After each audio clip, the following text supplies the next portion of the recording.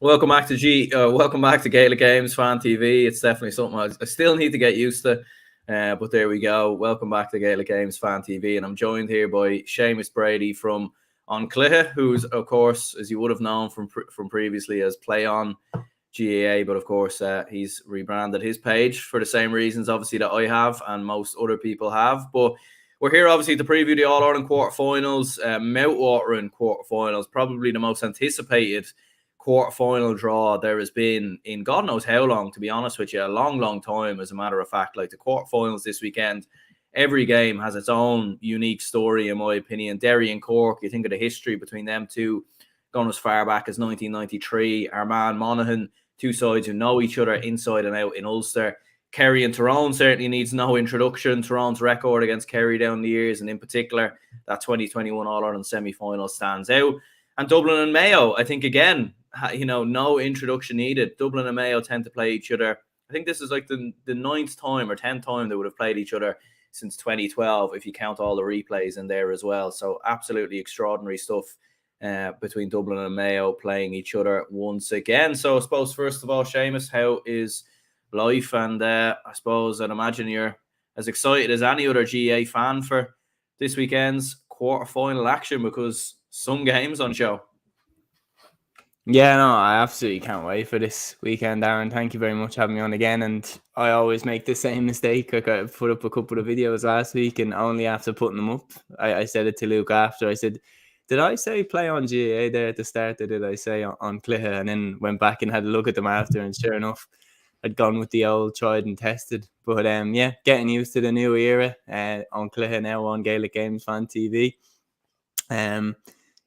Looking forward to seeing what this era brings. But for this weekend, can't wait for it. Like, as you said, some of the games need no introduction, and there is opportunities now for a lot of different teams to bridge gaps.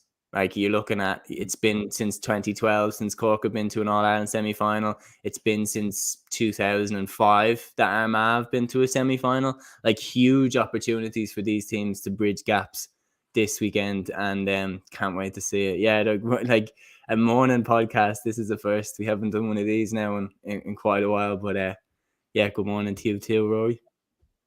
Yeah, absolutely. Yeah, I just couldn't hold the excitement in, to be fair. I just need to dive into these games as soon as possible, really. Tom says, I fancy our chances on Sunday. Tom is a Mayo fan, I believe, there. So, look, we'll certainly get into it. But I mean, in terms of all four games, like, it's mad, because usually before a lot of these previews, I have an idea of what way I'm going to predict a lot of games. I'm still not fully certain, and I mightn't be fully certain until, like, you actually see the lineups and everything else. Like, even all four games, you could argue they could go either way. Do you know what I mean? Like, you could have a scenario like 2010 where all four of the group winners, I know back then it was the four provincial winners, but you could have all four group winners and obviously three of the provincial winners all gone, going into the semi-finals. It's not inconceivable. Like, you could envisage a world where Cork beat Derry, Monaghan beat Armagh, Tyrone have shown they can beat Kerry more often than not down the years, and Mayo obviously beat Dublin 2 years ago. So, I mean, you look at these quarter-final draw and you think, like, anything could really happen here.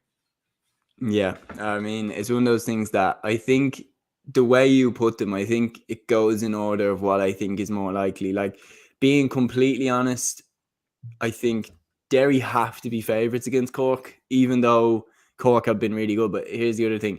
I still completely agree with you. I think any game could go either way, sorry. I think any game could go, like, Cork have proven the mettle. Like, beating Mayo and then, doubling down on that by beating Roscommon. I think they've absolutely proved that they deserve to be here. And Derry, didn't look hugely impressive in the group stage. They have lost a bit of an edge, I think, since the Ulster final. They don't look as free-flowing in attack as they did at the start of the season. So I think that one's really interesting. But given the fact that nobody's beaten Derry yet, I think you have to kind of nudge them. But I wouldn't be surprised if Cork won. And then as it goes up, Armagh and Monaghan could literally go either way. They have beaten each other, over the years. Then Kerry, Tyrone and Dublin Mayo, it's toss a coin. Genuinely, I really believe that. I think Mayo are I genuinely think Mayo are just as likely to. I'm as confident in Mayo to beat Dublin as I am confident in them to beat Louth. Like, it's one of those things that they'll raise their performance for Dublin to whatever level they need to raise it to, and it will never be a washout. Kerry and Tyrone, they'll get up for each other, not a doubt. Like, Kerry and Tyrone, as you said, needs no introduction. The 2021 semi-final, the 2019 semi-final as well, when Kerry came roaring back in to steal that one. Like, they've had some epics, even in the last 5 years. So this, you don't even need to go back to the 2000s to get this rivalry, although we all know that that's where it originated, and the narrative that was around back at the time of Kerry being these, magical creatures playing the best Gaelic football ever, and Tyrone being this evil empire coming in playing, as Pat Spillane called it, puke football. But that's where it originated from. And since then, it's become genuinely one of my favorite rivalries, because I love the battles that they put on over the years. Absolutely. Yeah, no, plenty of big matches. Make no mistake about that one. I suppose we'll go in order of the games so we'll go on Saturday and then we'll move into Sunday.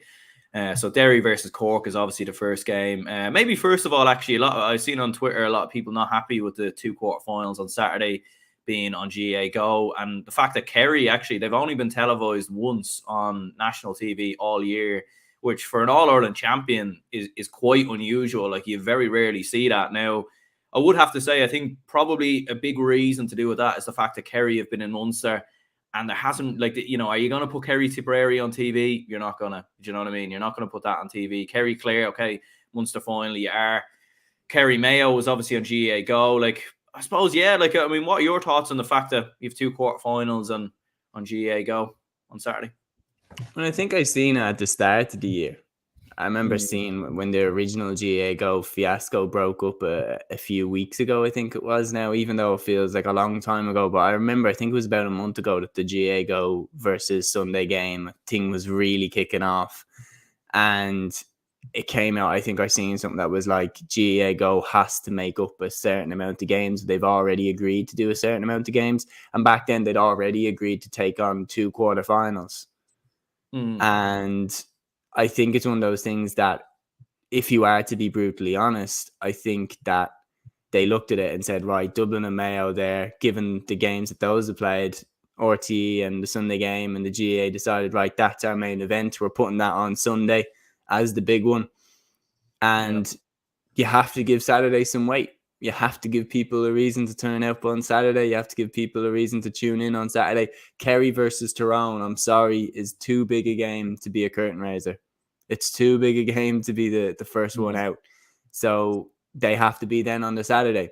And when the deal was made that they're going to take 2 quarterfinals, they've already stated their preference by putting Dublin Mayo on the Sunday, and then putting the game before on the Sunday as well in Monaghan Armagh. And so that means that the 2 previous ones, Derry, Cork, and Kerry, Tyrone, they have to be on the ones that go to GAA Go. Like, that decision was made a long time ago by the looks of things, that 2 quarterfinals were going to be on.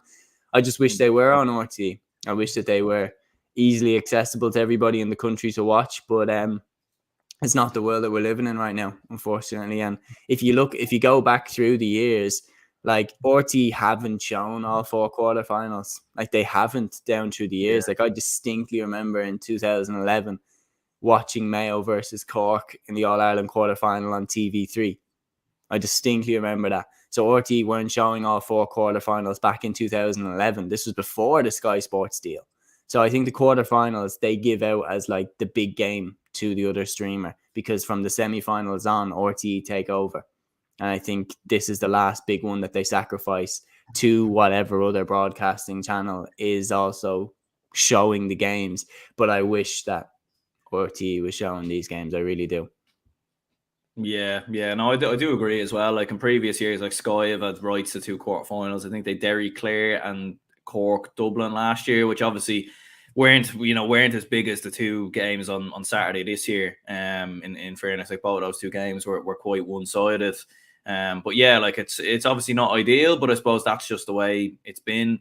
And certainly, if you're a Kerry fan, I can understand your frustration and fairness with the fact that you've only been televised once all year, considering the amount of game, once all year in the championship, I should say, considering the amount of games Kerry have actually played in the championship. But it is Derry versus Cork, obviously first up. Obviously Kerry, Tyrone following, both games on GA Go on Saturday.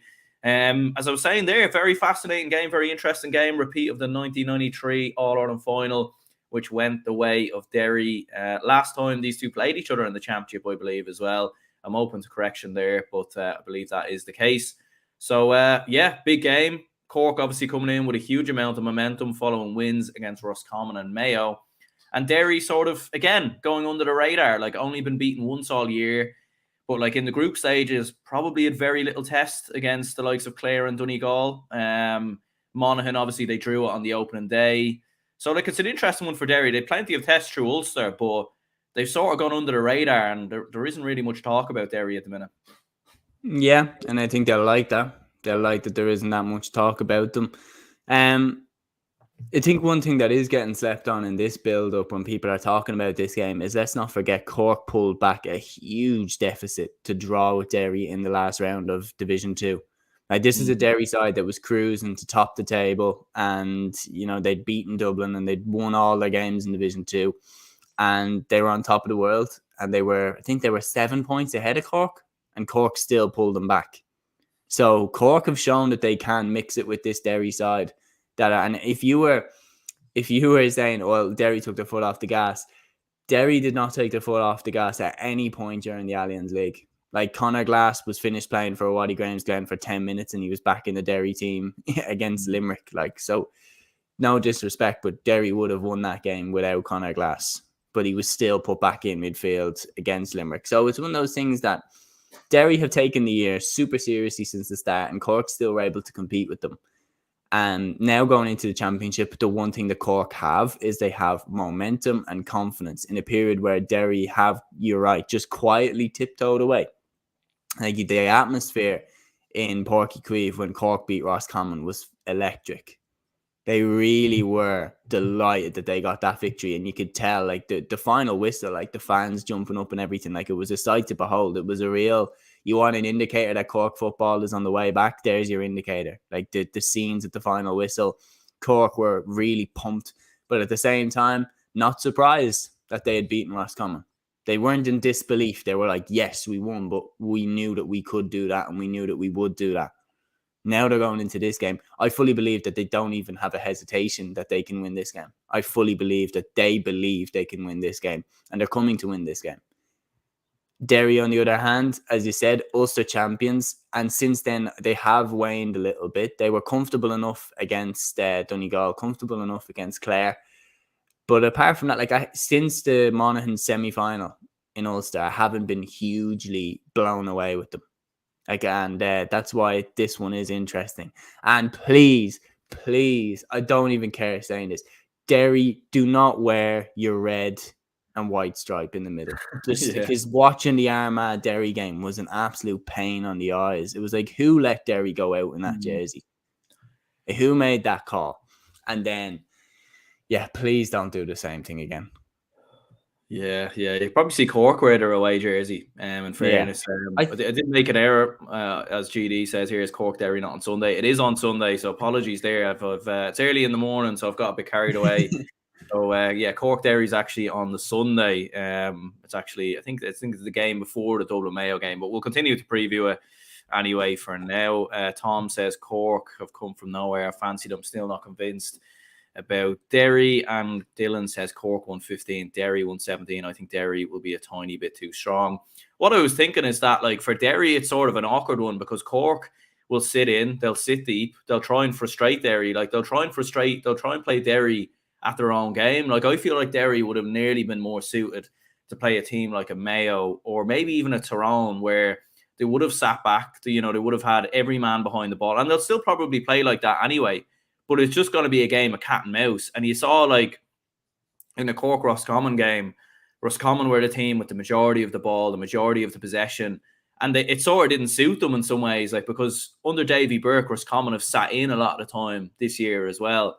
And it kind of frustrated Roscommon in more ways than one. So you could see a similar scenario here where Cork are going to sit in, sit deep, try and pick Derry away on the counter-attack. And for Derry, they're not really used to that. Like, they're used to being they're used to playing like that themselves. So it's going to be a fascinating game. Like, I really think this is going to be a game of cat and mouse. It mightn't be the most entertaining game. It might be the least entertaining now of the 4 quarterfinals. But at the same time, I definitely think it's going to go down to the wire. And both forwards, like Shane McGuigan for Derry, Stephen Sherlock for Cork, or Brian Hurley if he starts, like, though, it could go down to how they perform on the day.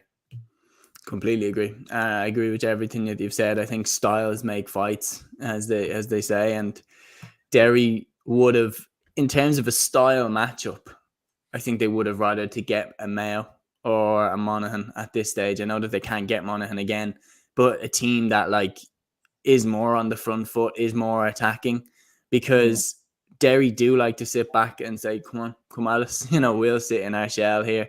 You come get us. And now they're the favourites. So they have to kind of, go on the front foot a little bit. The Monaghan Ulster semi-final was a really interesting one to look at, because they all defended and they all attacked. It was very reminiscent of the way that Donegal played in 2012 with Jim McGuinness, that they all sat back, but then when they got the ball, they all went on the break. And you had people like Frank McGlynn, Anthony Thompson, Carl Lacey bombing forward at full pace. Now, on the other hand, you have Derry, and you like the Conor McCluskey goal against Monaghan was really symbolic of that everyone defends, everyone attacks. He just ran through the heart of Monaghan, stuck it in the net. Since then, I haven't seen it as much. From them. And that's why this game is really interesting, because Cork won't care. Cork will go into this game, and they have this kind of thing about them that I see them as like that they're liking being the underdog going into these games. They're liking being, all right, you're the favourites, come get us. We're gonna sit back, set up our shape, and it's on you to come get us, because we've got nothing to lose in this game. And Derry are the favourites. So I can see Cork going in, doing exactly what they've done in every single one of their games, putting the big men around the middle, the likes of Cillian O'Hanlon, the likes of Rory Dean, Ian Maguire, Colm O'Callaghan around the midfield, really congesting that area, sitting back, the likes of Sean Powter, putting in big turnovers. Rory Maguire, I've been hugely impressed with him as well. And then hitting on the break. Matty Taylor, Sean Powter, huge pace there. Getting it into the forwards. The one thing that Cork have to worry about is that when they play that game, they are reliant on Stephen Sherlock and Brian Hurley and Chris Oak-Jones putting in fantastic performances. And what do Derry have? The best man markers in the game, in my opinion. I think Chrissy McCaig, whoever Chrissy McCaig goes on, good night. They're not getting a touch. They're not getting a sniff. You look at what he did to Conor McManus, not a score from play out of McManus in that game against Monaghan. Like, anyone that Chrissy McCaig goes on, he shuts them down. So I imagine Chrissy McCaig will go on Stephen Sherlock if he starts. Yeah. Or he might go on Brian Hurley. Conor McCluskey's a fantastic man marker as well. It's one of those things that Cork need them to have the game of their lives. And if Derry can snuff them out, which their man markers are well capable of, that could be what gives them just a little bit of an advantage. Whereas down at the other end, do Cork have anybody that can handle Shane McGuigan?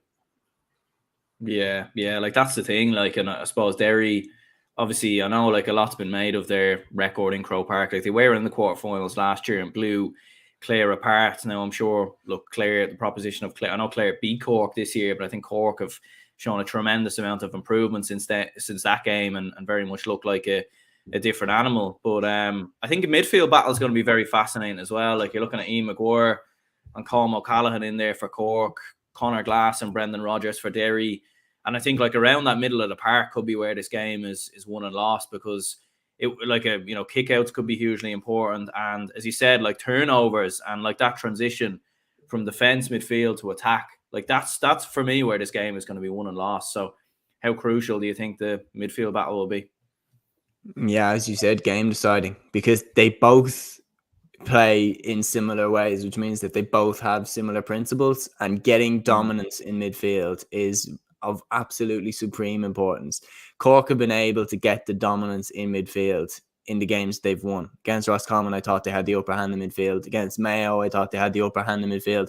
And that's why they were able to implement their game plan the way that they did. Against Derry, that's a hell of, like I said it, I think Con Kilpatrick and Brian Kennedy of Tyrone is probably my best midfield pairing in the country, but Conor Glass and Brendan Rodgers is right there too.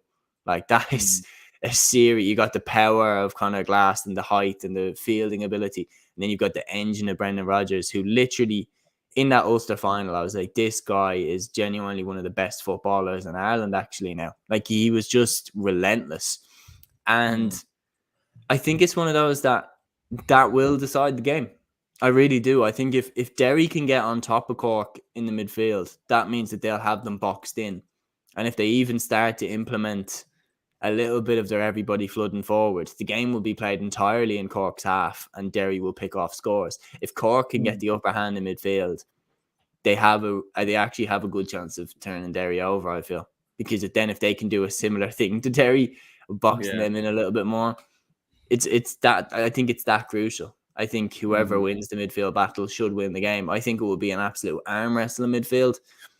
It's really hard to know. I think if you were to push me on it on what pair I would rather, I'd probably say I'd rather Derry's Glass and Brendan Rodgers. I think they're genuinely the second best midfield pairing in the country, in my opinion, above Dublin's, above Galway's, above Mayo's. But yeah, it's really hard to call.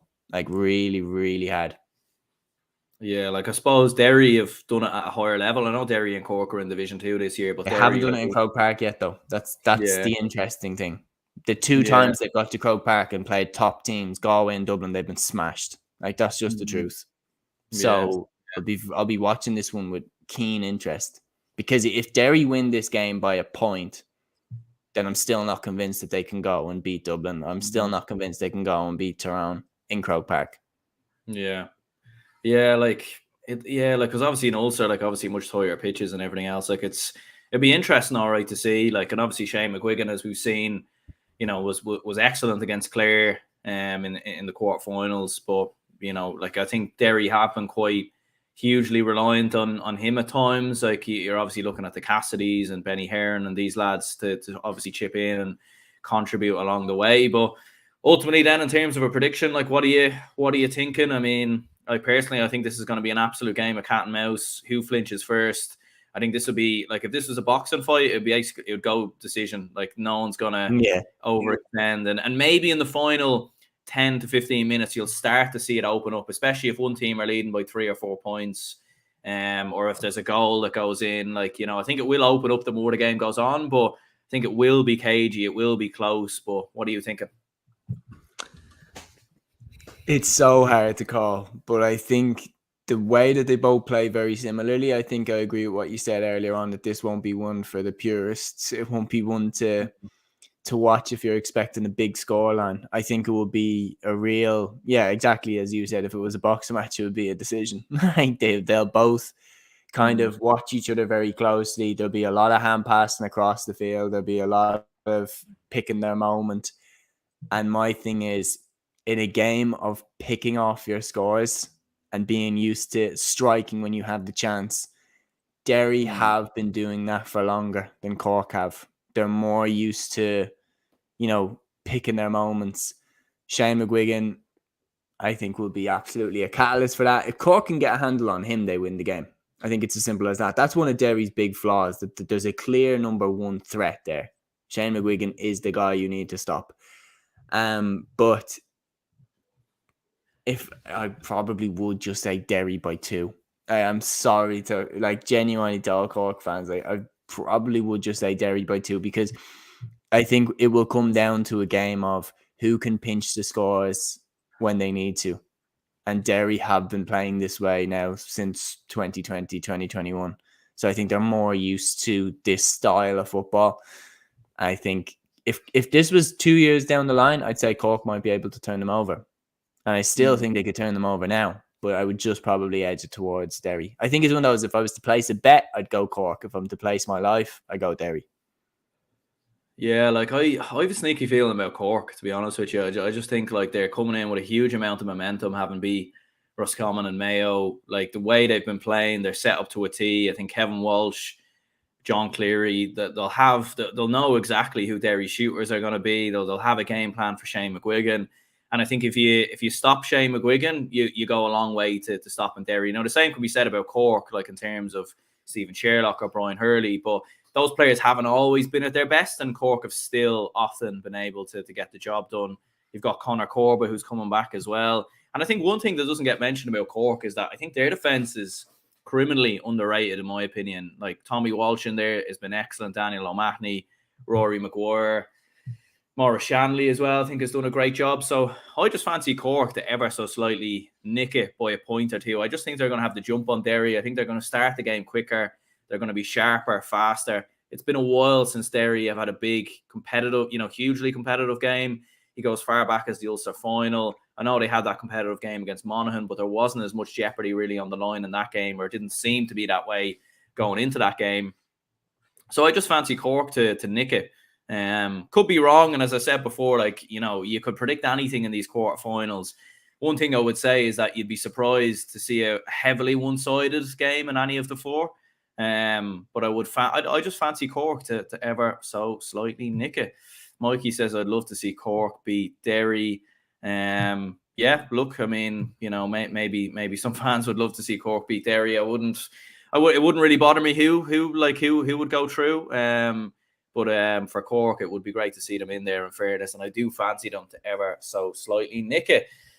Moving on then to the other quarterfinal, I suppose moving back to the games on Saturday, Kerry versus Tyrone. As I said at the top of the show, like a game that needs no introduction whatsoever when you think of the history between these two down the years. I mean, historic rivalry.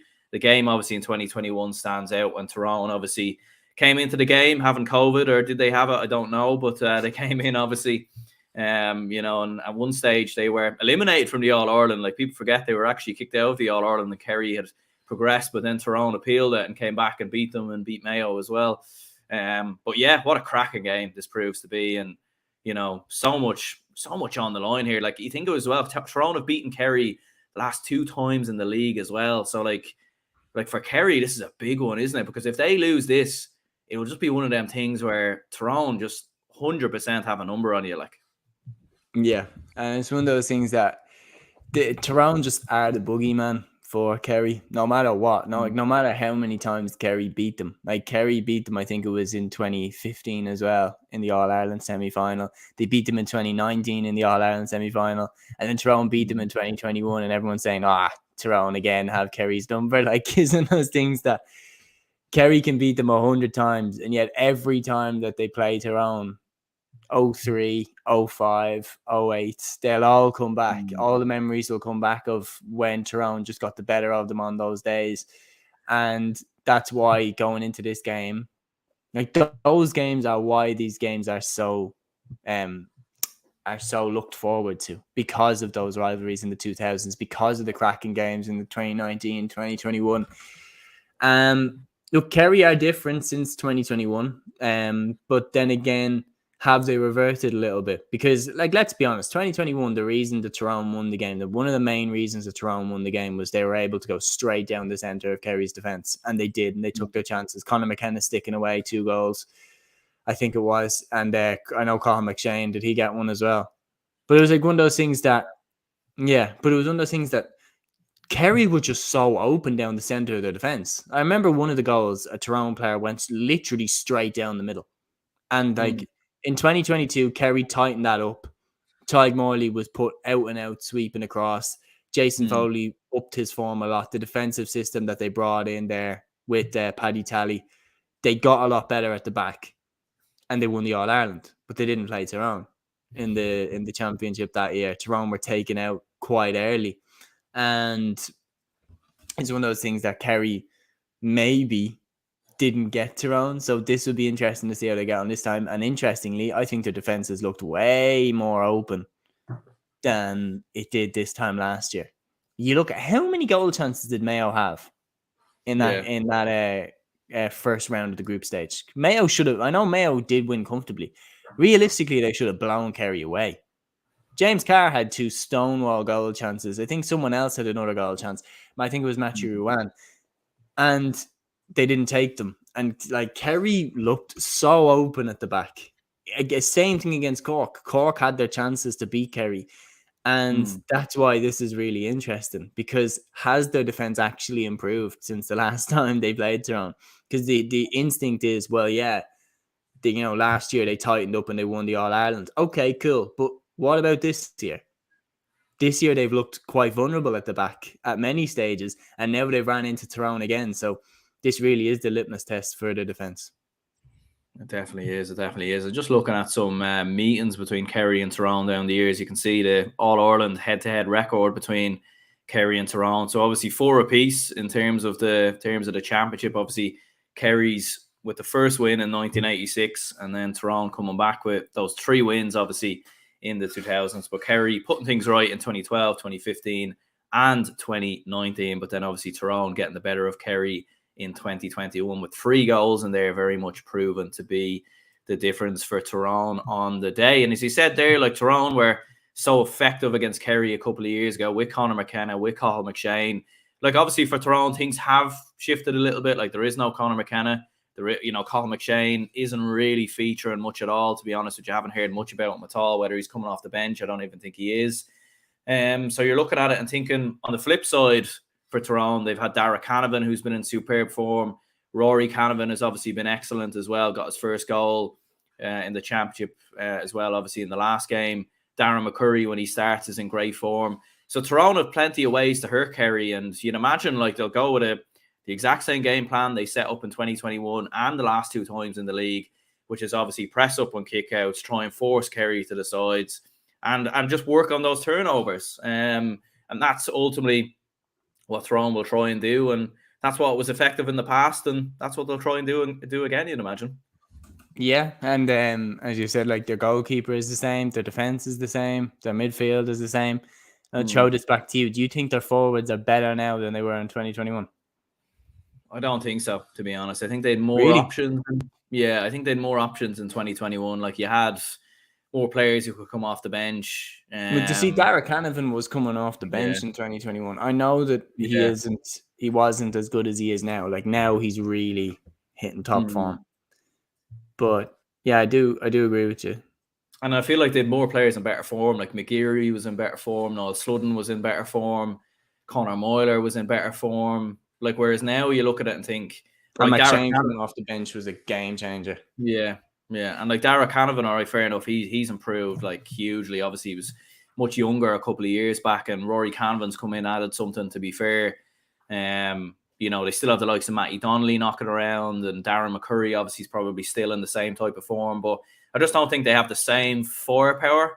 And I think midfield wise as well, like although Brian Kennedy and Con Kilpatrick are in there now, they have struggled with injuries and consistency. And like I think the game last week was the first time in a while that they were both back together. And that is the problem often for Tyrone, is that they do struggle for consistency with injuries and everything else. So that'll be interesting. You're right, because they've chopped and changed a lot in their half forward line. Like Joe Goose has been in and out of the team. Like Conor Moyler, Kieran McGeary. McGeary's been in and out. For a guy who won Footballer of the Year in 2021, Peter Hart as well is half back, then he's half forward. Then you know what I mean? Like, yeah, they need to kind of stick with it now. Niall Sludden as well, in and out of the team. Like that type of thing that they just need to kind of pick and now stick. And I think this could be the game. Like I'm not 100% sure where Cathal McShane is. Is he injured? Is he not on the panel? Is he just not featuring? But this could be the game where, like, imagine how interesting it would be if he was sprung off the bench with 10 minutes to go. Yeah. Like I'm not entirely sure either. Maybe Tyrone fans can let us know. But there we go. Yeah, just running through some comments here. Dylan says Kerry 315, Tyrone 111. Will give Tyrone a well-deserved hiding. And John says, from talking to Kerry fans during the week, they will tell me they will win easily, but I still see them shivering with fear.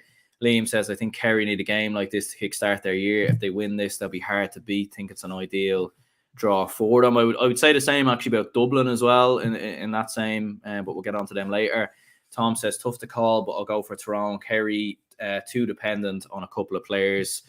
And Yonder says Kerry come alive in Croke Park, and they have the greatest player to ever play the game. Expect a big performance this weekend against an ordinary Tyrone team. I suppose for Kerry, like, do Tyrone have a plan for David Clifford, do you think? Like, would you put a Pádraig Hampsey on him, or what's the plan there for they? Because I suppose, like, with Kerry this year, like, stopping David Clifford is easier said than done. But there was a part of me thinking, like, do you nearly let Clifford do his thing and just tighten up the rest of the pitch. Because are Kerry going to beat Tyrone with just Clifford alone? I don't think they are. But what do you think? True. Like, I get your point, and let's not forget David Clifford went off injured against Tyrone in 2021, didn't he? Yeah, he did. So He went off next time. Yeah, that's one key detail that is forgotten. He is that good. Like, it's right. Like, I still like. I'm hesitant to say the greatest of all time in terms of what he's done. He's won one All Ireland title, but in terms of peak, like his peak performance, I genuinely don't think I've seen a better player at the top of their game than David Clifford. Like, is that kind of like you think about when we were growing up, and like you saw the likes of Peter Canavan, Colin Cooper, Bernard Brogan at the top of their game, and they seemed like they could take on literally anybody. David Clifford is in that category already for me at 22, 23, which is terrifying. Like, genuinely terrifying. But yeah, that, like, him going off injured against Tyrone was massive for Kerry because he is their leader and has been since he broke into the team. It's interesting. I think he'll get the Paddy Hampsey treatment. I think Hampsey will be straight on to him, and he'll get the rest. He'll get somebody in front of him. He'll get alternating Michael McKernan treatment as well. And I still think he'll do his thing. I still expect no less than 5 points from him. But will it be enough to see Kerry over the line? This is the one I cannot wait for this game. They genuinely cannot wait for this game. I think it's going to be an absolute cracker. And genuinely, I think harder to call than Dublin Mayo. Yeah, no, it is. And I'm going to be at the game as well. I'm going to be at the Dublin Mayo game and Kerry Tyrone game. So excited to be at both games on the hill and see them both unfold. But yeah, as you said there, like there's so many facets to this game when you think about it. Midfield's going to be extremely interesting. Like, I think Tyrone definitely have the winning of the battle there. You would have to say, like, Kerry's midfield has looked quite weak at the best of times. I know, look, can you read too much into the Loud game? I don't know. But as Jack also says here, are people forgetting Kerry still have other forwards? Sean O'Shea and Paddy Clifford can turn up and score too. 50-50 game, but I wouldn't be writing Kerry off as some are. It's a hard call. I suppose that's the thing, because Sean O'Shea has been inconsistent at times this year. Paddy Clifford's been inconsistent. But I suppose like Croke Park, like, this is when the best players come alive. And in fairness, you think down to Kerry teams down the years, 2009 for me stands out. A lot of their players hadn't performed before that quarter-final against Dublin. And then the game started and boom, they all just came alive. And that was under Jack O'Connor, obviously, as well. So you look at Kerry and you think, could this be the game where they click into gear and we see vintage Kerry? Like, and the thing is, if Kerry go and win this game, as someone said earlier, very hard to stop them after this. Yeah, I think whoever comes out of this game, like, is just going to go on to another level. Because in my opinion, even though in 2021, when Dublin beat Mayo in the other semi-final, when I saw Tyrone beat Kerry, I was like, Tyrone are going to win the All-Ireland. Like, go back and watch the Play on GA review of the Tyrone Kerry. I was saying the Tyrone are still going to win the whole thing. I was more impressed with how they'd won it, and sure enough, they did. That's a really good comment, by the way. The Kerry are very weak around the middle. Like, Tyrone have the upper hand there. There's no question about it, in my opinion. Con Kilpatrick and Brian Kennedy are a stronger midfield pairing, and they could give Tyrone a serious platform from there. Kerry's forwards, Sean O'Shea, a goal and 8 from him against Louth, suggesting that he's starting to hit top form. And look, he was the difference for them in Croke Park last year in the All-Ireland semi-final against Dublin. He was the difference. Whereas, obviously, this time, they need him to kick into gear again. Paddy Clifford as well. You haven't even mentioned the likes of Paul Gainey. Like, he could have a firecracker of a game in him where all of a sudden he just turns back the clock to vintage Gainey. It's difficult. It's really difficult to know. It's so difficult to call. It's, in my opinion, Kerry are more set up in a position where if David Clifford goes off injured again, they're in serious trouble, though. Like, that is the truth. And you could maybe point and say, well, what about Tyrone with Dara Canavan? Yeah, not as much as David Clifford, though, in my opinion. Yeah. Mikey also says here, has Jack O'Connor ever beaten Tyrone? He hasn't, actually. Like, just thinking back to that head-to-head. At least in the championship, he hasn't anyway. Maybe in the league games down the years, he has. Now, to be fair, in the league this year and league last year, also lost to Tyrone. So like I don't know when he managed in 2009 or in the 2000s, maybe he has a league win over Tyrone. I'm not entirely sure, but yeah. In terms of a prediction, then like very very tough one to call. Like personally, I think this is going to go down to extra time and go to the wire. And to be honest with you, it wouldn't surprise me if we even seen a penalty shootout here. Yeah, this is so hard to call. Like this is really, because I'm looking at it right, and I'm saying if I'm going to go for Kerry, the reason I would go for Kerry is because David Clifford went off injured last time, and Tyrone still only won by a point. Yeah. But I don't know.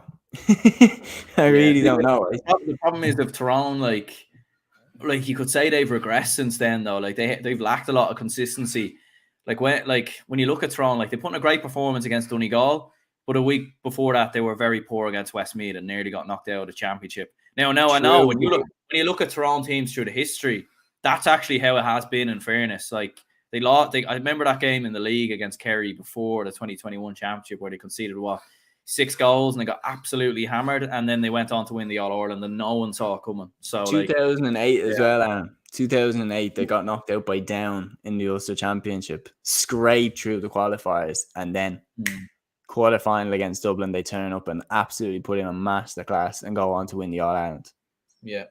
Like you just can't write them off. And it's like the fact that whenever Tyrone have managed to like crawl into a quarter-final or like just crawl into a semi-final, they just about stay alive. All of a sudden they're back. It's like they stick their chests out when they get to Croke Park. They're confident now. They know where they are. Okay, lads, we're here. Do you know what? I'm gonna go for Tyrone. I'm gonna go for Tyrone. I just think this is what they do, and I'm gonna say Tyrone by a couple of points in a battle. But I'm just saying, do you know what? As well, I'm leaning into how the championship has just been this year. Yeah, like Galway getting knocked out. Of course, Galway got knocked out, because that's what this year has been like. And you know what? I'm gonna say, continuing with the whole team of it all being shaked up, I'm gonna say Kerry get knocked out. I'm gonna say Tyrone take them. Yeah, do you know, I think I agree as well, because like I think when you look at Kerry this year and you look at their form throughout the entirety of the year, you know, like they've barely put a run of 2 or 3 wins together, like all in a row. Well, like they haven't had a battle of a win yet, Aaron. They've either lost or they've hammered the team. Yeah. I know the Cork game, but the Cork game, even like look at that, like the penalty. Like, yeah. And I get it by that's another debate. By the letter of the law, yes, that is the penalty. But we've seen so many other ones that should have been implemented, where the rule should have been implemented and it wasn't. Like the funniest one, speaking about Kerry and Tyrone, the funniest one was Tyrone playing Westmeath. And Con Kilpatrick was literally one-on-one with the Westmeath goalkeeper, and Kevin McGuire just absolutely clotheslined them. And then it was given as a yellow card and a free kick. I was here, like that's literally what the rule was brought in for. Yeah. But Kerry got lucky that they were the team that was given to, and that got them over the line against Cork. So I'm saying Tyrone. Yeah, I think so as well. Like I think just when you look at Kerry, when they face big teams this year, they've got beat. Like Mayo, they lost obviously, and that was at home throughout the league. You know, their league wins were against Armagh, Monaghan, Roscommon. Do you know that way? Like, and they were all at home. So, like, they haven't actually beaten a big team, in my opinion, this year. Like, Armagh, Monaghan, Roscommon, those games were at home as well. Like, so, yeah, I fancy Tyrone. You know, look, I could easily be wrong, and it wouldn't surprise me in the slightest if Kerry turned it on here. But I just fancy Tyrone by 2 points. Moving on to Armagh versus Monaghan then. Obviously happening in Croke Park, the game that is on after the Kerry-Tyrone game on Saturday evening. And obviously 2 sides who know each other inside and out. You think of that absolute brilliant game that took place 2 years ago in 2021 in the Ulster semi-finals, which Monaghan prevailed. And for Armagh, like it's mad, you know, throughout the group stages, they were looking like they could possibly be knocked out of the championship, or, you know, you weren't 100% sure about them. They get the win versus Galway. They progress, obviously, as the winners. And look, Armagh, one thing we know for certain is they will bring thousands of fans to Croke Park, and I would imagine Armagh will probably have the most support there of any of the 4 counties, and that's always an advantage in my opinion, and I think that's something that could stand to Armagh. But at the same time, Monaghan, you just cannot back against them. And one thing that's really impressed me this year is obviously Conor McCarthy moving to wing back, scoring 1-2 the last day. Jack McCarron's form, not as much reliance on Conor McManus anymore. And Micheál Bannigan's been in great form as well. So, Jesus, like if the other 2 are hard to call, then this one's very hard to call as well. Oh, without doubt, this one is very hard to call. And you know what? Low key, I think this is the dark horse for game of the weekend. Once you actually look at it, Armagh are box office. Like genuinely, particularly at this time of the year, they never ever. Because I was talking to a couple of Armagh fans at Croke Park, and I was chatting to them about. I think they had a game come. I can't remember exactly what game it was, but I think they were playing Westmeath or something. And one of the fans said before the game, "Oh, sure, we never make it easy for ourselves." And sure enough, they only beat Westmeath by a point with like a last minute goal and a point. And it's one of those things that, like, again, if Armagh are going to win this game, I can bet you it's going to be extra time, penalties, Rian O'Neill hitting a last minute free to save them, etc. Like that, it will always be entertaining. The color that they bring, you know, the orange jumps off the screen at you, the atmosphere that they bring, and the fact that, you know, it's an opportunity to bridge a huge gap. Like they haven't been to a semi-final since 2005. Like that's a long time. Monaghan haven't been to a semi-final since 2018. That's actually low key now 5 years. So it's an opportunity for both of these teams to close gaps and get into the All-Ireland semi-final. And I don't know why. I've always had this feeling that I've always been confused as to why Monaghan and Tyrone go toe-to-toe in Ulster. And they have wars. Like they genuinely have wars where nothing separates them every time. And Monaghan quite often actually beat Tyrone. But then the minute that it gets to the last 8, the last 4, Tyrone stick their chests out, and I haven't really seen Monaghan do that. Like Monaghan are yet. Remember, we were talking about the Roscommon one, and we're saying Monaghan are yet to get that win as well, in my opinion. In Croke Park in a quarterfinal, semi-final, they're yet to get the win where you're like, oh, okay, maybe they could actually go in the All-Ireland now.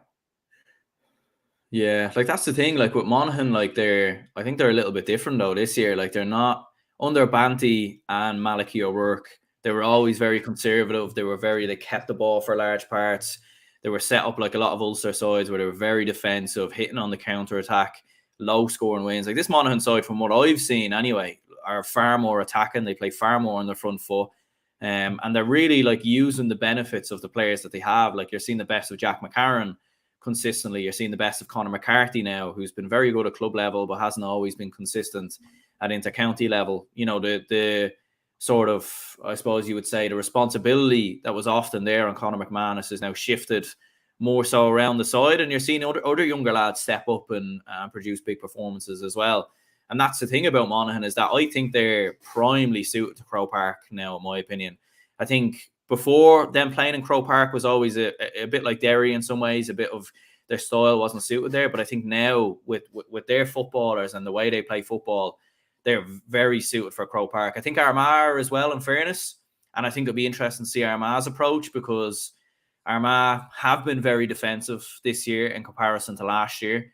But I think if Armagh just let the shackles off and played the football we know that they could play, as you said, like this could be vintage stuff, and this could be, 18 points apiece, 119 to 118, something like that. Like this could be an absolute spectacle of a game. Oh yeah, this could be an absolute cracker. Like it really, really could. I think this is the hardest one to call out the lot, because when you look at it, like they're so similar. Like in terms of how they've got here. You look at the league, does that impact anything? No, not in my opinion. Like Armagh beat Monaghan in the league quite comfortably, but Monaghan went on to do what they always do and somehow survived in Division 1 again.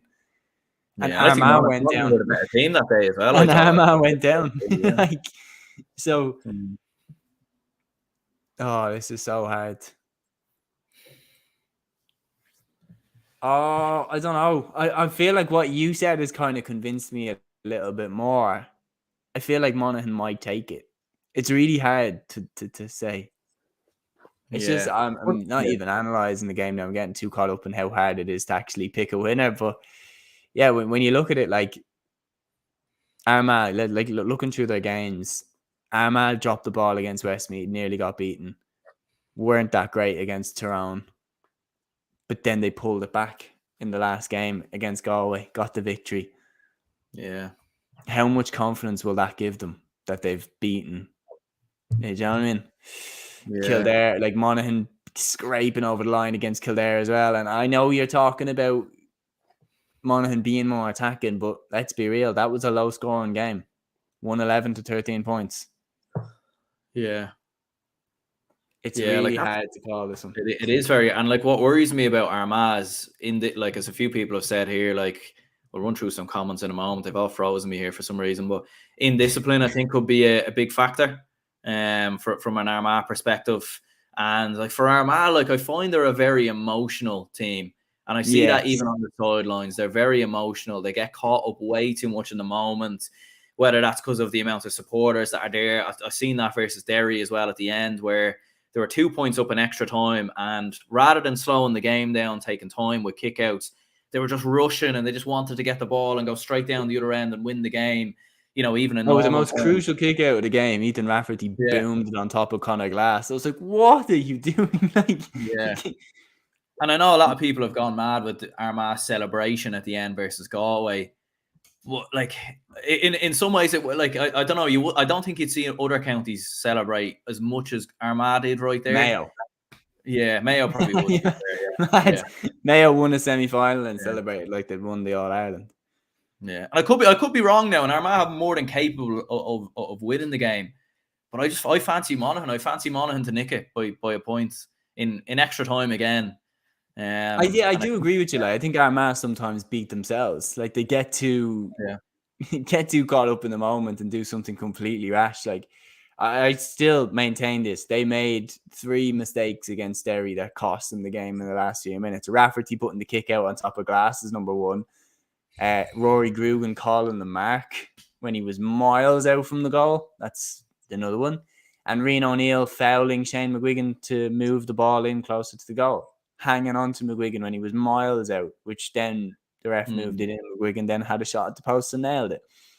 That was all 3 emotional mistakes, in my opinion. They're just caught up in the moment. They're not thinking very clearly.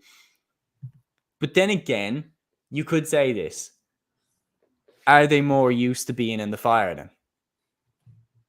Yeah, you probably would Because say if this game goes there, Armagh play at a crazy pace all the time. Do Monaghan. But then you could argue like Monaghan staying up in Division 1 all the time. Jack McCarran kicking the late winners and everything. Like they're used to that too. Yeah. Ryan O'Toole. You think that was a rash decision by Ryan O'Toole to go for goal when he clearly should have fisted the ball over, in my opinion? I know the ball went into the back of the net, but let's be honest, Morgan should have saved it. Yeah. So yeah, that was an emotional decision by Ryan O'Toole to just go for it. It's really hard to call this one. What do you think then? I'm going Monaghan by a point. Again, very very likely could be wrong, but what are you thinking? Oh, I don't know. I actually don't know. Is that okay to just say that? But I'll go. Do you know what? I'll go. Here, like this itchy. I'll go Armagh.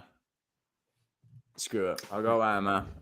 There we go. We'll just run through some comments here. Tom says, I'd expect to see Armagh to get this one. Keane says, I fancy Monaghan will beat Armagh by 2 points. In discipline will be Armagh's Achilles heel. Very good point.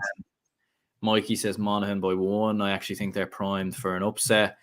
Denise says Armagh will need Aidan Nugent to win. And Jack says, geez, everyone going against Kerry, I would be different. Kerry to win and Armagh edge out Monaghan. Jack O'Connor will use Tyrone like a tactic where a lot writing them off to advantage Kerry by 3 or 4.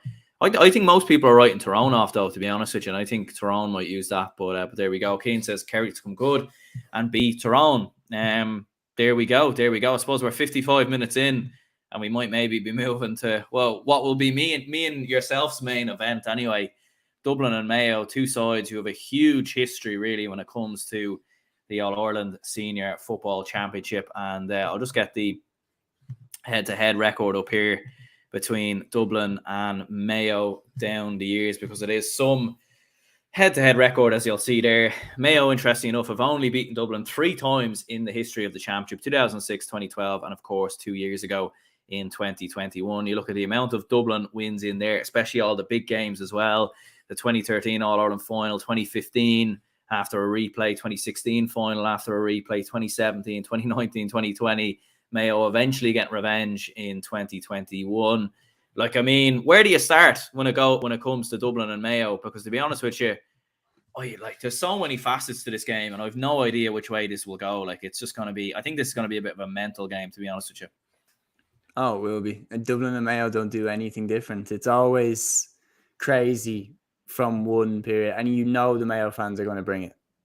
I think Mayo fans, yeah, that's true. First time that they're meeting in a quarterfinal. So that would be very interesting to see if this brings anything different. I think the Mayo fans match up so well with the Dublin fans as well. Like, you look at it, the Mayo fans are the ones that are brave enough to always take half the hill off Dublin, and it's always really interesting to see the noise, the colour, everything that comes to the stadium for these games. Like, I do think you have to throw in, I know it's harsh, but I do think you have to throw in the fact that it's not a final. I think Mayo lack some of the nerves that they have when it's a final, when it's not a final. Like, this is a quarter final. Go for it. And they will be seen as underdogs by a lot of, the people in the know, so-called. And like, Dublin are fancied by a lot of people based off, results that, like, they beat Louth by how much.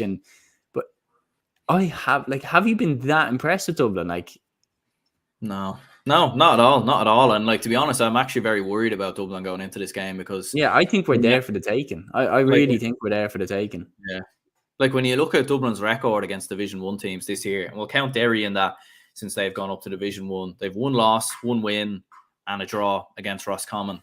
Do you know that way? Like, and people, like, a lot of people are very praising Roscommon for that performance, and fair enough. I don't think Roscommon were even at their best that day. Like, they scored 1-9. No, and then you look at what they went on to do. Nothing. Yeah, exactly. You know what I mean? Like, I don't think Roscommon were that, like, they had missed a lot of chances. Like, they should have beat Dublin comfortably, in my opinion. Like, Dublin were so poor that day. So, like, it's so hard to know with Dublin, and it's so hard to know how Dublin will set up. Like, Dublin have been quite defensive at times this year. They've got a lot of men behind the ball. Will they set up like that against Mayo? Because that's what Mayo have struggled with at times this year. But at the same time, it invites Mayo onto us. And like I worry about Tommy Conroy running at that back line, and the amount of energy he'll bring. Ryan O'Donoghue in Croke Park, Cillian O'Connor possibly coming off the bench in the last 20 minutes when that Dublin defence is tiring. Like, I think Mayo have it there for the taking. They really do. Now, to be fair, Mayo's defence will have, they'll have their hands full against that Dublin attack, obviously, as well. But there's a lot of, interest and permutations here. But what way do you think Dublin will set up? Because as we've seen at times this year, they have set up defensively, and they've got a lot of men behind the ball. And we've tried to, press up on kickouts and then set up defensively, kind of quite organised, 13, 14 men behind the ball. Or will we go toe to toe like we have often at times against Kildare? We did that in Kilkenny, and we did that against Louth at times as well. So it's hard to know with Dublin. But what way do you think they will set up? I don't think they'll go man to man, because I think that suits Mayo. I think that they will have watched the game against Kerry and will have seen how Kerry going man to man against Mayo really allowed Mayo to play their running game. And I think they will be frightened of the likes of Tommy Conroy, Owen McLaughlin, the power and pace that they have coming through the middle. They won't want that. So I think Dublin will set up more defensive than they have in previous games to try and, be the Achilles heel that has been Mayo with defensive systems. I think they'll take a lot from the Cork game. I think they'll take a lot from the Roscommon game of how those teams set up to frustrate Mayo. And they'll try to do something similar. The thing that I'm interested in is who starts in the forwards for Dublin. because like Costello's been kind of the main man for Dublin this year, but then Conor Callaghan's been in good form. You've got Colin Basquel, who's looked awesome in some of these games now. Can he carry it into this game? Will they let him carry it into this game, or will they go back to Paul Mannion? Like Paddy Small was back in the team there. Like, this is what I'm talking about. Who do they actually go with? I don't like. Look, it's options, but at the same time, the fact that I can't tell you who's going to start in the forwards for Dublin actually is something that I'm a little bit concerned about, because then it's, well, okay, do we have the chemistry in the forwards then? Yeah, I think, it's interesting. All right, I think for a full forward line, I think you'd have to, in my opinion, go Con, Paul Mannion, Cormac Costello. I think they have been our three best forwards. Like Dean Rock hasn't always been in best form. Didn't obviously start the last day as well, or didn't start versus Kildare, I don't think.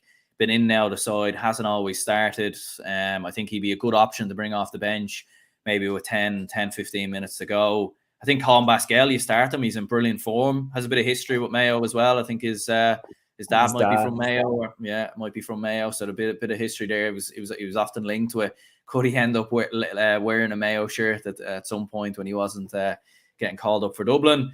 And then, of course, Kieran Kilkenny has to be in there, and I'll probably put between Sean Bugler and Brian Howard. Sean Bugler has been in great form as well, but you'd argue with Brian Howard, his physicality to sort of be an extra man in midfield and track back and offer a bit more defensively as well. He might be the man I'd probably go for in the half forward line if I had to choose someone. Yeah, I can see Mannion not starting. I'm being honest. I can see Mannion not starting. I can see him going Basquel, Con, and Costello in the full forward line. Kilkenny, Bugler, and Howard half forwards. Lehif and Fent in midfield, or maybe James McCarthy. What's the story with Jack? Yeah, well, he was back versus Sligo, wasn't he? And he was been kind of being kept in reserve. I think he'll. I don't know if he'll start. I think he has to. Yeah, for a game like this, he'd be so crucial, wouldn't he? Because if you think so about it, because he could Dublin, put Mayo on the back foot with his running. Yeah, because like if Dublin are gonna be a bit more cautious and a bit more defensive, they're gonna need Jack McCaffrey, Owen Merchant, like those players breaking up the field with the ball are going to be so crucial, because it's going to be, counter-attacks and turnovers are going to be so crucial in this game. And I think that's something that Dublin will need to be wary of. And obviously, Owen Merchant, Jack McCaffrey, like those two will need to be in flying form and need to be playing as well. But I just worry if McCaffrey isn't fit, if he's not fit. Lee Gannon, another one that can bomb up the pitch and keep them back there. I think I think this is fascinating. Who did Dublin put on Ryan O'Donoghue actually? Yeah. Like I'd nearly put Owen Merchant on him, just because Owen Merchant be breaking down the other end. Will Ryan O'Donoghue track back? Do you know what I mean? Will he be a man to get? I could maybe see Lee Gannon going on him. Potentially. Maybe actually, yeah, because Lee Gannon's a good man, probably a better defender as well. To be fair, I could see Lee going on him. Then who goes on James Carr? Who goes on Tommy Conroy? That's if he comes on.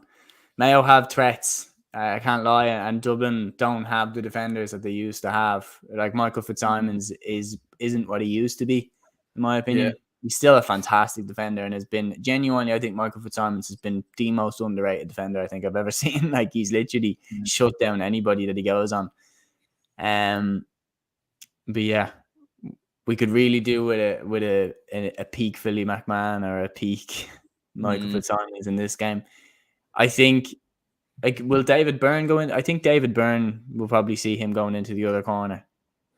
Yeah, most likely. Yeah, Mick Fitz will probably play as well. Although Darren Newcomb's been in there as well. Like there's a lot of like Aidan O'Shea. What do you? Murphy.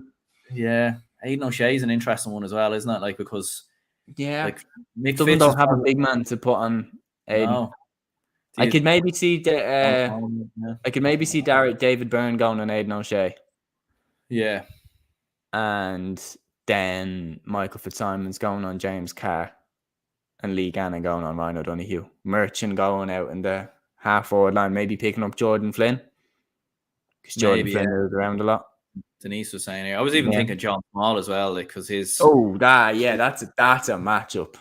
That's a matchup. It's physical because Jordan Flynn's a big guy, like, and he's a Yeah. huge ball carrier, and he'll keep probably running through that center. And you feel like John Small would be he's definitely not short of dishing out heavy hits and everything else. But like if someone had the physicality to pick up Aidan O'Shea, maybe John Small. But again, like you wouldn't put John Small. He's going on Jordan Flynn. He's Yeah. going on Jordan Flynn. I can't wait to see that matchup. Yeah. No, there's a lot of permutations to it, but like thinking about it as well, like because when you look at Dublin when they've played top teams this year, they have struggled defensively, and like we've seen Mayo will just run at that Dublin defense, and I think the opening 15-20 minutes will be key here because Dublin against Sligo, let's not forget, opening 20 minutes, 3 points to 2 to Sligo. Opening 20 minutes versus Louth, it was level.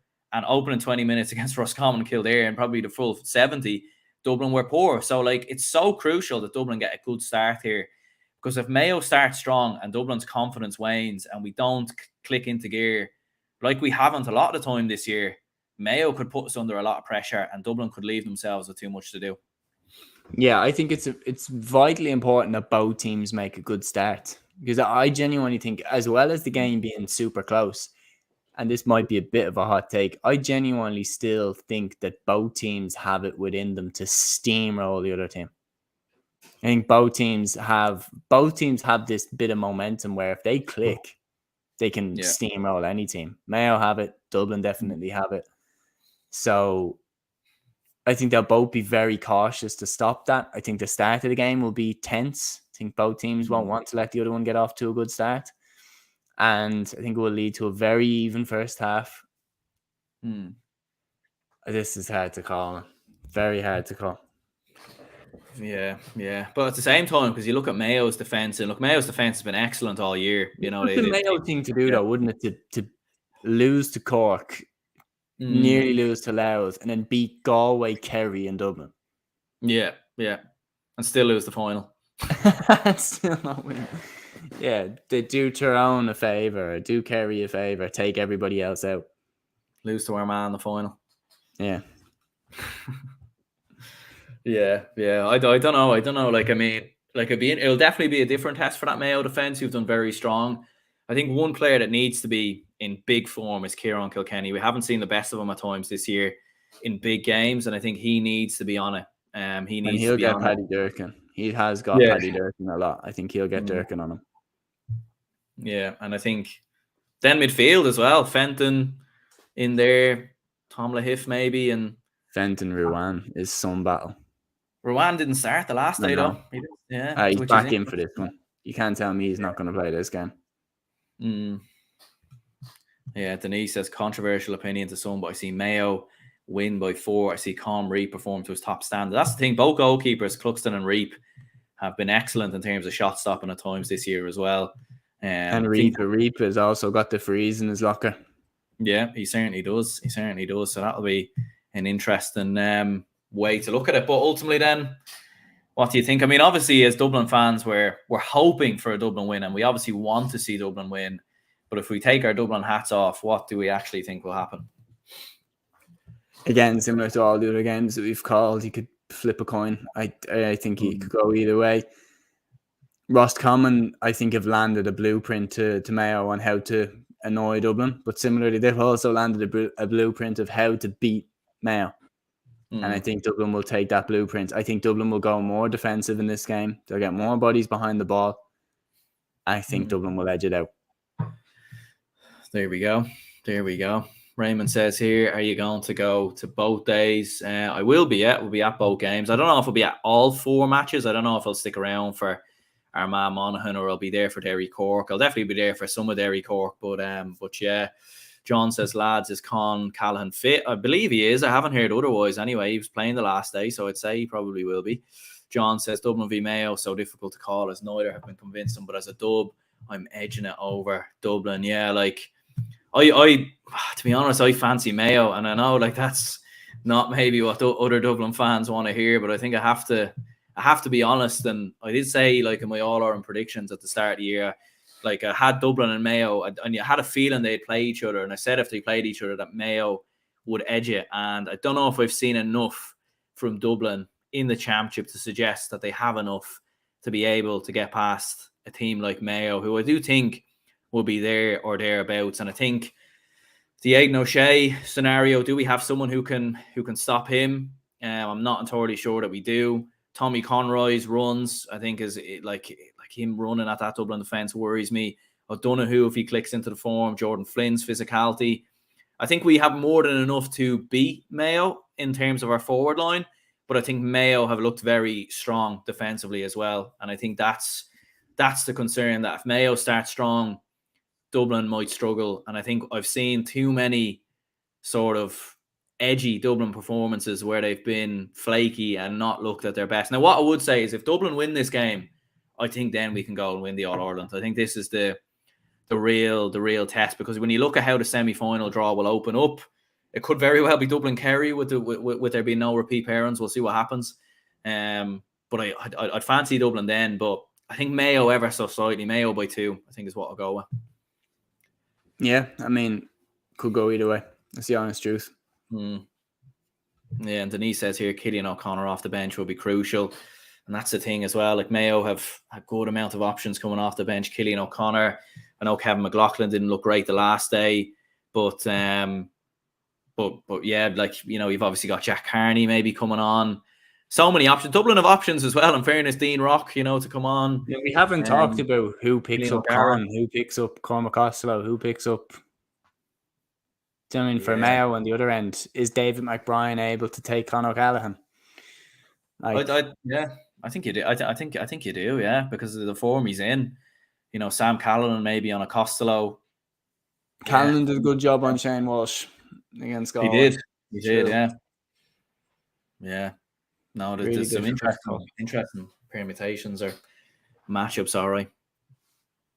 Yeah, like, just again, I think we'll watch this game back and be like, you know, we're going to get some of them wrong. Like, you know, we're going to get some of them wrong. But there'll be curveballs thrown in here. Like, I wouldn't be surprised if Cillian O'Connor starts. Mayo. So my final 4 is Derry, Tyrone, Dublin, and Armagh. And your final 4 is Monaghan, Tyrone, Mayo, and Cork. Yeah, so I'm going for all the 4 group winners to lose. 2010 vibes. The bold prediction, but look, I think this year's championship has a bold written all over it. Yeah, I fancy those teams coming in with huge amounts of momentum. And I think for Dublin, like, our lack of a huge test will come back to bite us. Now, I think we'll be very competitive, and I think, you know, like, it'll be similar to the Kerry game where we won't go away, we won't get hammered or anything of that nature. But I think Mayo will just have enough. They'll just have enough, and, you know, that's the worry. But look, I hope I'm wrong. I'll be there. I'll be wearing the Dublin jersey on Hill 16, you know, shouting at every Mayo player, shouting at every decision, cheering for the Dubs and everything else. And obviously there will be a matchday vlog to come as well, and hopefully it's one of a Dublin victory. But if I have to be entirely honest, I just think Mayo will edge it. But there you go. For anyone who ever said I'm biased or anything like that, here is your evidence. Do you know what I mean? A Dublin man predicted Mayo to win, but I just think it will happen. So there you go. Mm-hmm. Yeah, I don't blame you. I think it could go either way. And, like, at the end of the day, that's what's great about it, isn't it? I mean, that's why this weekend is going to be great. All 4 games, you can honestly say, I think this team is going to win, and you don't sound deluded for saying that any team is going to win. And you saw there in the comments, each comment, I think Tyrone are going to win, I think Kerry are going to win. That's what makes this weekend great. Once you have debate, you're doing something right.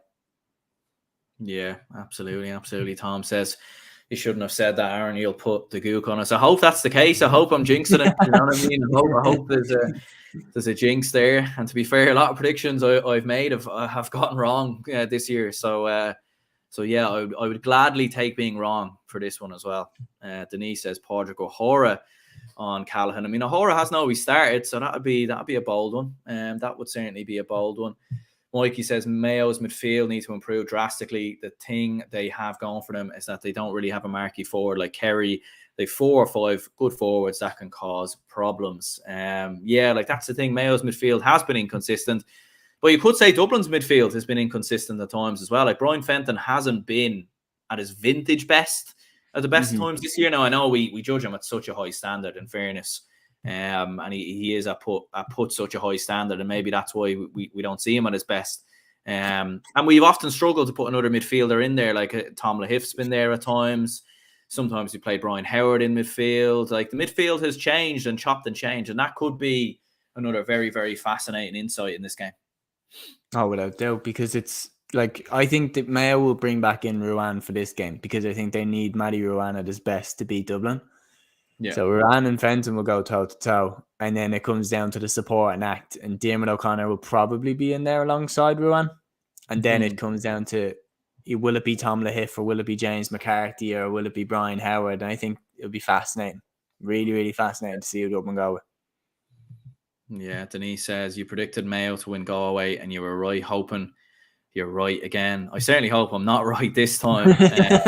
But I think I've seen this with Mayo time and time again. And as I said before, like, you know, not to burst Mayo hearts or Mayo bubbles, but I could see us getting to a final again and possibly lose it. But I do think there is an All Ireland in this team. I really do. I think this could be the year that Mayo finally get over the line. If they win it this year, I believe in the curse. Yeah. Especially after it's gone now as well, isn't it? Yeah. But there we go. You're predicting Dublin. I'm predicting Mayo. So I suppose before we finish up, player of the week and bet of the week. Cheeky bet of the week, Cork to beat Derry. Even though I said I think Derry will win. I said if I was putting a bet on, I'd put a bet on Cork to win. Yeah. And player of the week.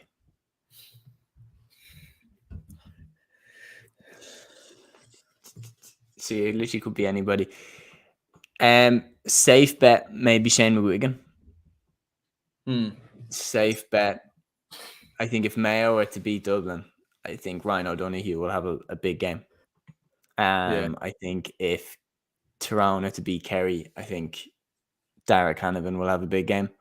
I think if Kerry are to beat Tyrone, David Clifford. So if you're to push me on it, I'll say shout for player of the week. I'll go Derek Hannivan. Yeah, I'm thinking. Yeah, like there's so many players of the week you could really pick from, couldn't you? Kind of torn between Jack McCarron and Monaghan to have a really big game in Croke Park against Armagh. I think he'll really turn it on. I think another player we didn't mention actually as well is Enda Hessian, who could have a big game for Mayo. And actually another interesting comment here, we should probably get up Alan. Would McCarthy still have the legs to be placed in midfield against O'Connor and Flynn? That's an interesting one as well. Like I think McCarthy. I think he doesn't have the legs that he used to have. Hence why he's not been put there. Yeah. Do you even put him in the half-back line? I don't even know if you do. Like I think he'd.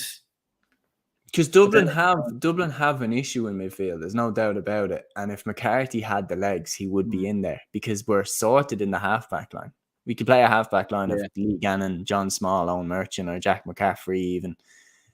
And put McCarthy in midfield, but instead we've put McCarthy into the half-back line and put Lahiff in midfield, which tells me he doesn't have the legs that he used to. Yeah, his experience out on the pitch would be huge though at the same time. It's massive. Yeah. So like you kind of having him in there would be huge, but like there's just so much. We could go on and on talking about Dublin Mayo. Like you could have a separate podcast about this and you could discuss it for an hour. Like, do you know that way? Like there's just so many facets to it. Sam says Mayo will win the Rose of Tralee. I hope you're right. I hope you're right in Dublin. Like the All Ireland. But there we go. But there we are. So we'll go ahead and wrap this up here. I suppose bet of the week for me, Cork to beat Tyrone. Player of the week, I'll go for Tommy Conroy of Mayo. Cork to beat Tyrone. Cork to beat Derry, I should say, actually. I'm getting ahead of myself. Maybe Cork will beat Tyrone in the semi-finals. Who knows? Getting ahead of myself. But there we go. Yeah, I'm going to go, Cork to beat Derry, bet of the week. And I will go player of the week, Tommy Conroy. But I think Jack McCarron will also have a big game for Monaghan as well. So, very good show. Yeah.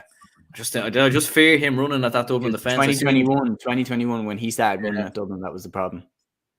Yeah, and I think he has to start. Like if McStay doesn't start him, crazy. But we'll see.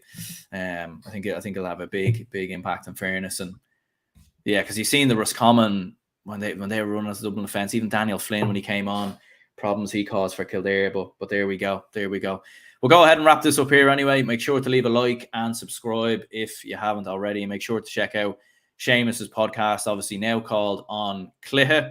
So make sure to check that out. When you get a chance, subscribe over there. Let us know your predictions in the comments down below if you haven't watched live. And if you're listening on Spotify or audio podcasts, make sure to give the podcast a rating. That'd be much appreciated. And Seamus, thank you very much for coming on. And cheers to anyone who tuned in. And for anyone's counties who will be at the games, best of luck. And hopefully the result goes your way. But hopefully, if you're a Mayo fan, it doesn't go your way. Well said. Great stuff.